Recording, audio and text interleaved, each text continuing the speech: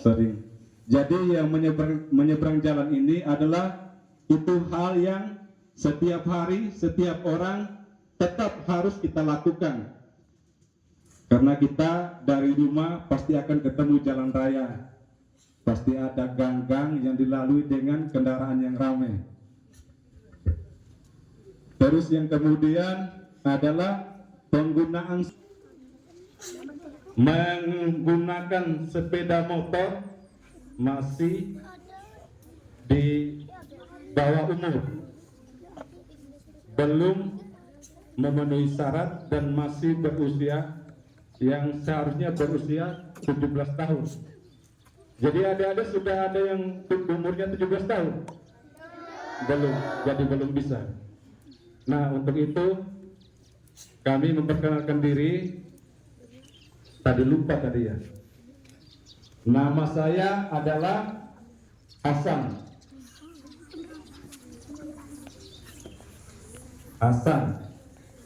Jadi jabatannya itu adalah Banit Kamsel, Banit Kamsel keamanan dan keselamatan. Menyeberang jalan yang baik dan benar. Di sini siapa yang sering menyeberang jalan? Ada? Oh, banyak ya. Nah, baik sudah. Turun, ayo turun. Ya. Mari perhatikan ini. Siap, gerak. Bisa dari tempat, gerak. Masih mendengar?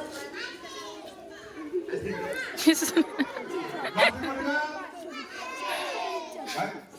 Istirahat tempat, gerak. Jadi ada 3 hal yang perlu kita perhatikan sesaat sebelum menyeberang. Yang pertama adalah carilah tempat menyeberang yang aman dan sepi dari kendaraan, jalan yang lurus, kemudian jalan yang dilengkapi dengan zebra cross. Ada yang tahu zebra cross? Yang bagaimana zebra cross? Zebra cross. Mungkin ada yang belum tahu, zebra cross itu adalah jalan yang garis-garis putih di jalan itu. Nah, itulah tempat untuk menyeberang. Kemudian yang kedua adalah sesaat sebelum menyeberang kita harus menoleh ke kanan. Kemudian ke kiri kita menoleh. Yang pertama ke kanan, ke kiri, ke kanan lagi, setelah kita menoleh. Nah, baik, sudah pintar semua ya.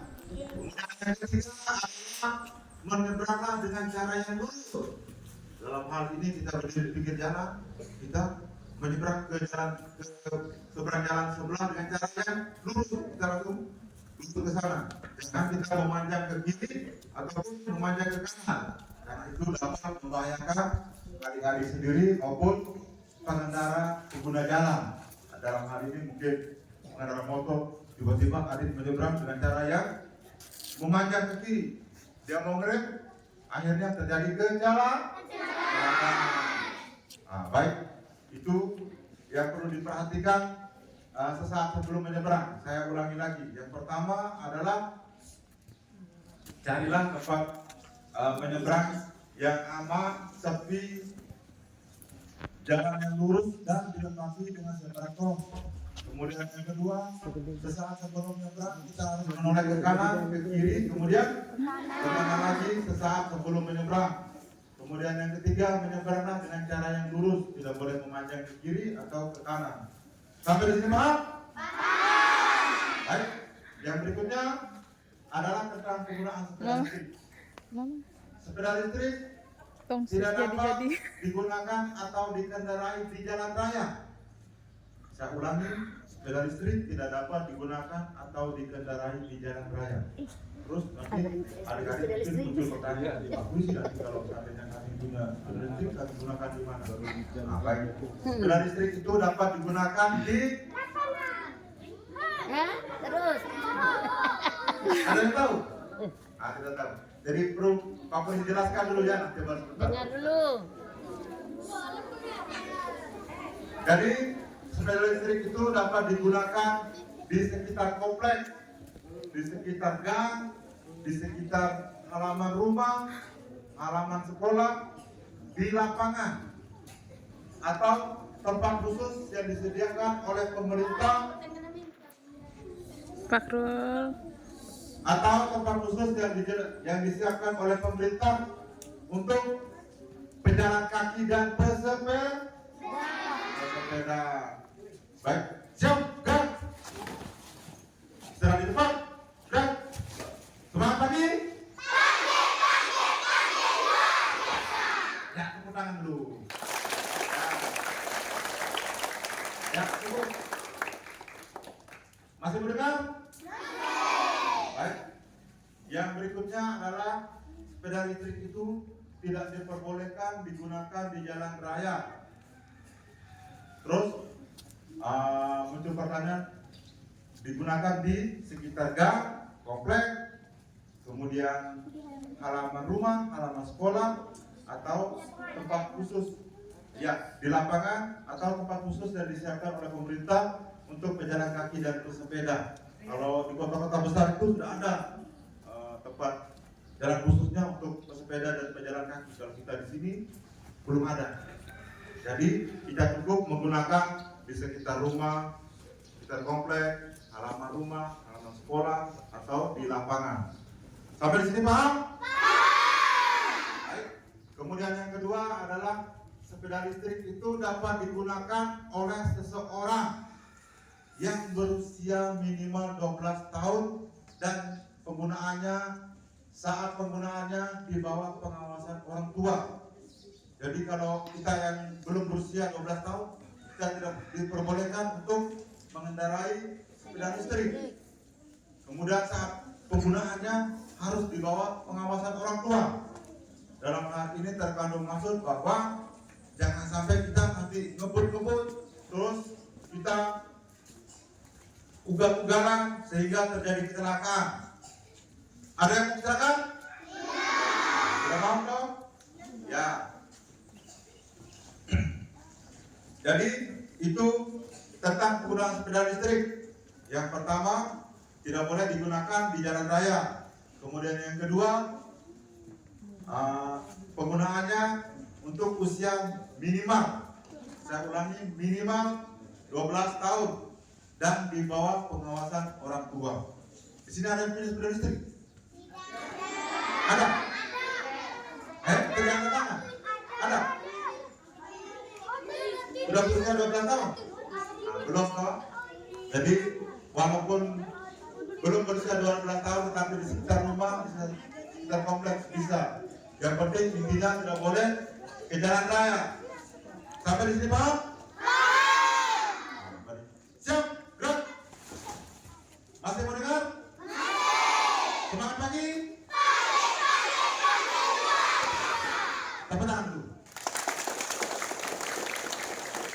Istirahat di tempat, gerak. Jadi baik, itu yang sudah saya sampaikan, semoga bisa diterapkan di kehidupan sehari-hari sehingga kita aman dan nyaman sebagai pengguna jalan. Kemudian tentang penggunaan sepeda motor. Di sini siapa yang bisa bawa motor? Ada? Aduh. Ada? Nanti lebih jelasnya akan dijelaskan oleh rekan saya itu Bapak Ekdam Abdullah, badannya servis. Pak Mukhtar Ali. Ini Pak Mukhtar punya Ali. Pak Erik. Baik, terima kasih atas waktu dan kesempatan diberikan. Dia sudah bawa motor, Pak. Semangat pagi. Tepuk tangan dulu.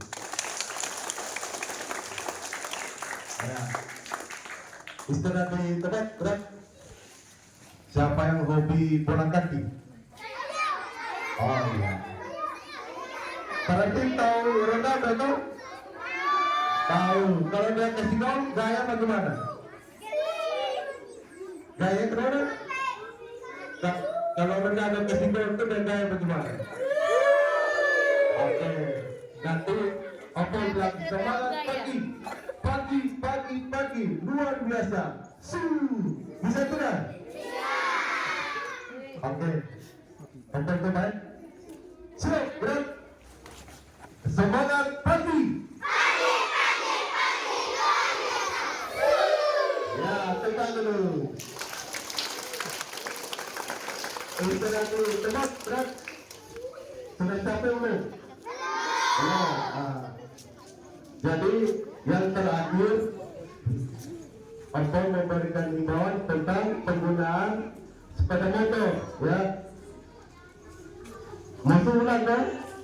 Capek. Ya. Untuk adik-adik yang belum umur 17 tahun tidak boleh bawa motor, ya.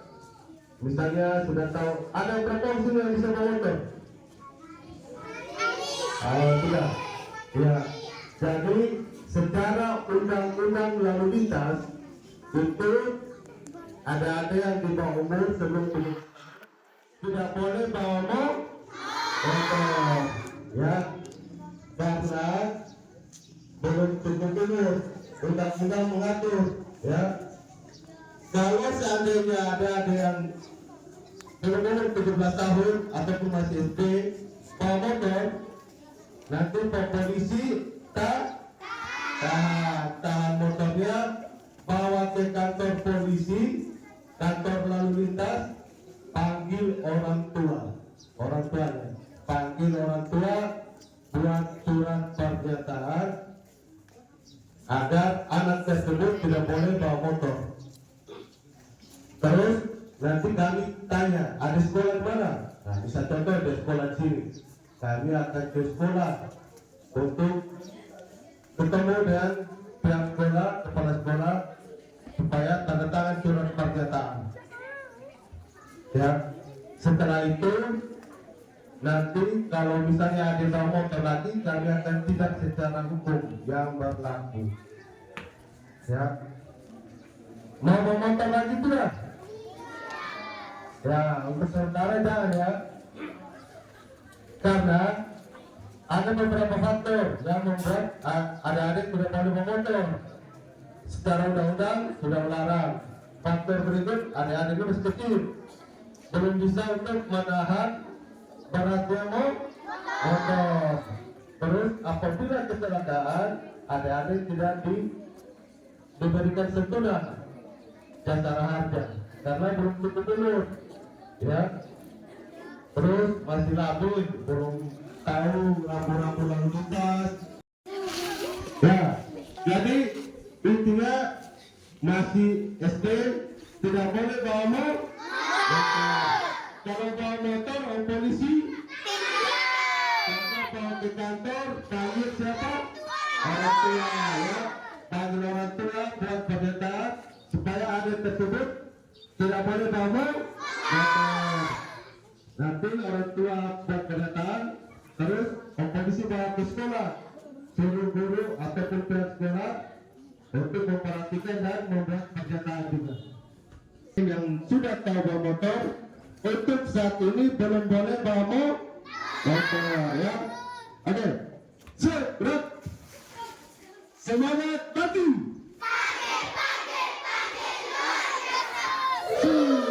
Ya, tekan dulu. Ya, mungkin hanya itu yang dapat kami. Ayo maju, ayo maju, jangan malu.